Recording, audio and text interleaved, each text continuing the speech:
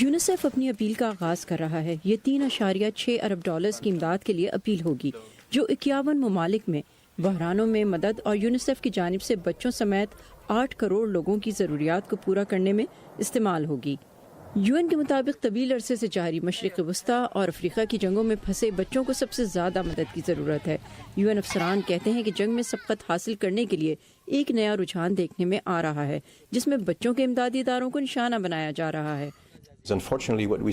ہم ایک نیا معیار دیکھ رہے ہیں جس میں اسکولوں، ہسپتالوں، صحت عامہ کے اداروں پر حملے کیے جا رہے ہیں جو ناقابل قبول ہے۔ بچوں کے اداروں پر حملے اور بچوں کو بھرتی کرنا اور ان کو محصور کرنا بہت پریشان کن رجحان ہے۔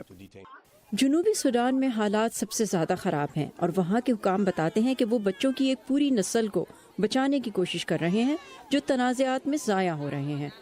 تو جنوبی سوڈان میں ہم یامبیوں میں انہیں غیر متحرک کرنے کی کوشش کر رہے ہیں اور امید کرتے ہیں کہ کم از کم 580 بچوں کو فوج سے نکال کر اسکولوں میں اور ان کی کمیونٹیز میں بحال کر سکیں گے۔